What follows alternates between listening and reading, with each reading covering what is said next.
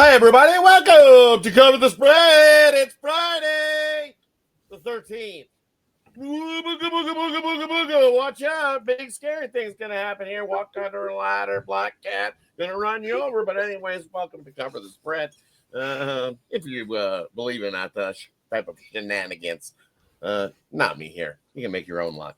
That's how life treats you. You can make your own luck. It's about finding that luck and jumping onto it. Don't worry about a black cat crossing your path, walking under a ladder. It's only the number 13. Sometimes it's a lucky day for us. So welcome, everybody, to Cover the Spread. If you're new, hey, welcome aboard. I hope I didn't scare you away. Booga, booga, booga. Make sure to subscribe. Give us a thumbs up. Greatly appreciated. As always, we get to those 3 plays that we got rolling here today. 2 MLB, 1 NBA, Game 4. All right, should be some good stuff. So we'll get to the cappers. See you there Friday. The 13th is rolling along, and then we'll get to the plays. Heading over to Ramon to get us started. How are you doing here on this Friday the 13th, Ramon? I don't know if I'm supposed to. I wouldn't be one of those guys wearing number 13, but we'll make our luck, like you said, here on Cover the Spread and pick some winners here and put all the bad juju out of the way. See, I trust me. I think that little opening scared all the juju, the bad juju away for us. So let's get some winners here and Cover the Spread. Headed over to Al. How are you doing here, Al, on this Friday the 13th? Are you a big believer in the hooba jubu? Watch out! I like the good old saying, I'm just a little stitious, not superstitious. My grandma was really superstitious. My mom was, I guess, stitious. I'll be a little stitious. Kind of fading off as the generations go by. Hopefully, my kid's not into it too much. Hopefully. Well, then rub a boo to get good luck. All right, let's kick off Friday's action here. We're gonna kick it off with the Angels taking on the Orioles here on Friday. This is Al's game. He's going to get us started. Angels or Orioles on Friday. Yeah, it started pouring over here, and then looks like we're going to get some weather in this game as well, or potentially some rain here. Which is going to try to wreck my play, but I don't think even Mother Nature is going to help these guys out enough. We got 2 starters that have had some decent outings, but have been very inconsistent at best, to put it nicely. Definitely having rough seasons overall. Their numbers all jacked up. ERAs way up there. Whips are way up there. And some lineups that can, they're not the teams that have trended to the most overs here, but I think they got enough firepower in these lineups to get to these 2 starters here and then finish off against these bullpen strong and get us over this number. It's a pretty high total, but I think for a good reason. I mean, as I mentioned, got these guys struggling, these starters struggling, so hard for the bookmakers to put a number too low here. But again, I don't think they can make it high enough for these 2 starters. All we need is one of them to really have a bad outing. The other one just give up a couple runs, and the bullpens do the rest for us. I'll take this game to go over. And over to Ramon. What do you like here in this one? Los Angeles or Baltimore? Yeah, I got to think that the Orioles here, they continue to be bet for some reason. This game's pretty high. What, $1.65 or so in this one? So come on. I mean, I got to try the Angels here. I still want to go against what the public or the sharps, whoever betting these Orioles right now are doing. I'm going to look to go against them here. I'll grab the Angels on the run line. Going to have to lay a little bit of chalk here to do that. I'll try the Angels here with Kokonowitz over Morton with that. Baltimore did win 2 of 3 back in May, but I'll take the Halos here plus a 1.5. As you alluded to, hey, they did win 2 of 3. Did the Orioles against these Angels earlier this season, but hey, that one that they did not get the win, guess who was on the bump? It was the Angels, and Kokonowitz on the bump for the Angels here in the spot. I like him here in this spot. I know he's got himself roughed up a little bit, but I'm with Ramon. Everybody's jumping on this Baltimore squad. I remember we just keep fading this team. I don't expect a big giant turnaround. The team's not good.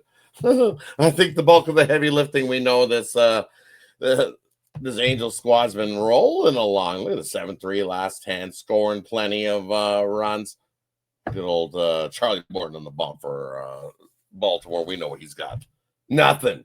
He's gonna get rocked here on this one, and definitely help do the bulk of the heavy lifting, or the bulk of the meatball dealing, as we want here in this one, to get lots of runs in this one for Al's over. So let's get to it with the Angels doing the bulk of the heavy lifting. I think they could get 10. I think here in this one, if they're the way their bats stay hot, wouldn't surprise me one single bit here in this one on Friday. So that wraps up the first MLB we got. Let's head on over to the next game we're looking at here on the slate. And we've got the Tampa Bay Rays taking on the Mets. This is Ramon's game. Kicking on over to Ramon. What do you like here in this one? Rays or Mets here on Friday?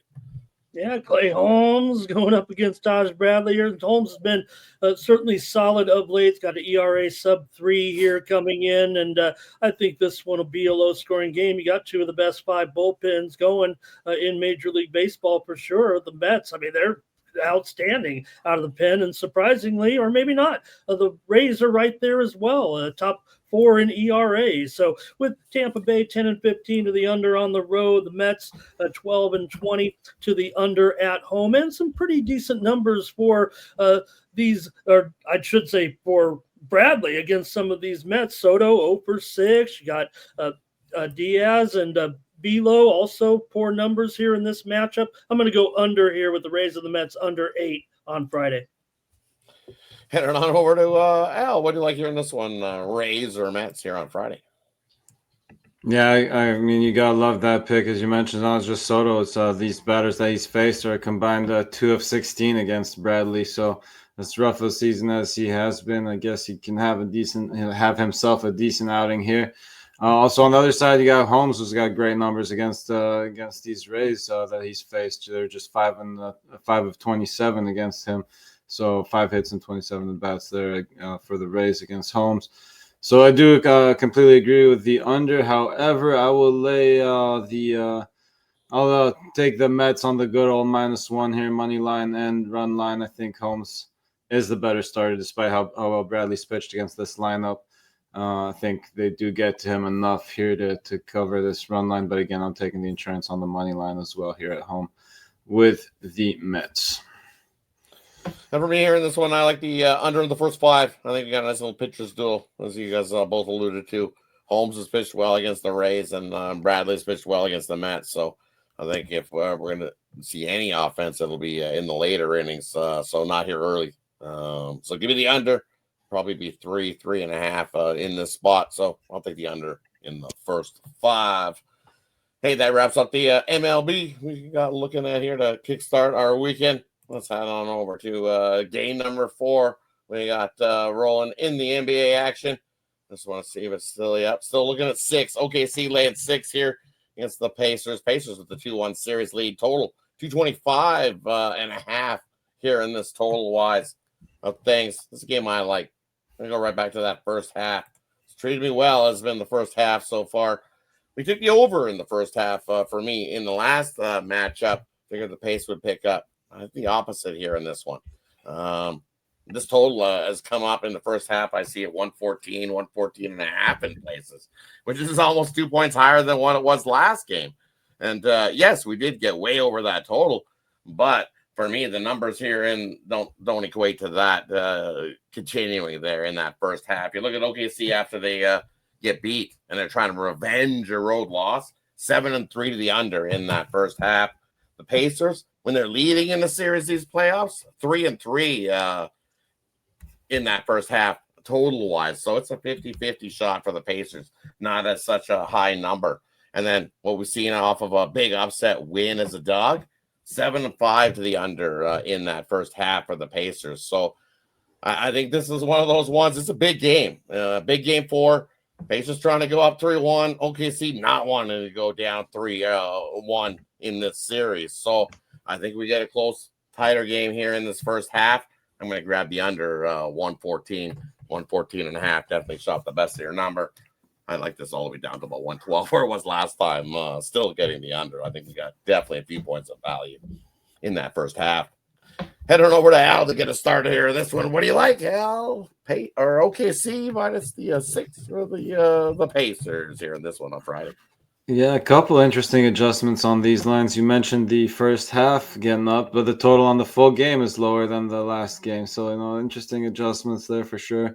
Also, we were only seeing 2.5 with the Pacers in the first half in the game 3, seeing 3.5 now, which makes it very, very tempting to get on. I think I will get on that too, but I still think the better play is just to take the Pacers on the full game here at home.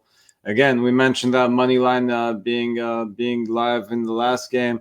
Now, whether they win 2 games in a row here at home, well, they already won 2 in a row, but both these games at home against the Thunder, again, maybe not as tough as I thought it might be. I mean, it's definitely possible. They got half of it in already, so I can't count them out of the full game. But again, getting 2 possessions here with the Pacers at home, I can't pass up on this. I'll take the points with the Pacers here on the full game. Heading on over to Ramon. What do you like here in this one? OKC or Indiana on Friday night? Yeah, I haven't had trouble figuring out the series maybe as much as I've had trying to figure out which way Oklahoma City wants to play it. Now they're going to have to, I think, play the Pacers game. It still might not be their advantage, but with their lackluster offense, they're going to need to pace it up, if you will. And I'm going to look to a prop in this one with Miles Turner. He was sick last game, still had a good contribution, ended up playing 30 minutes, but I think he has a much bigger contribution, especially if the Thunder decide that they're going to have to bump up the offense a little bit. Maybe they did want to rely on the defense too much. Maybe I was wrong about that. And again, that's why the Pacers maybe came out on top. So I'm going to look for Turner here. I think he can get 14 or 15 points. Got to step it up on these rebounds, certainly against Holmgren, but I think he can get 6 or 7 here. So I'm going to go over 19.5 points and rebounds for Miles Turner. I've been pretty right with Turner. He's been up and down, and I'm going to go with him up in this one. Give me Turner over 19.5 points and rebounds on Friday night. Hey, that wraps up the Friday night slate for you here. It's Cover the Spread. As always, we appreciate each and every one of you that tune in. Hey, let us know in the comment section below what you think about the 3 games we covered here on the Friday slate. And as always, I know you like the quick little recap. So let's get to it. We'll do a quick little recap for you here. First MLB game we looked at, we got the Angels taking on the Orioles here in this one on Friday. Take the over, as Al says. Plenty of runs to get over this total. Next game we looked at here, we got the Tampa Bay Rays taking on the Mets. This is Ramon's game. He says grab the under here in this one between the Rays and the Mets on Friday. And then looking at the big game 4 action, I like the under in the first half. I think it's a close, tighter game. So take the first half. And as always, what are we doing here? We are Cover the Spread.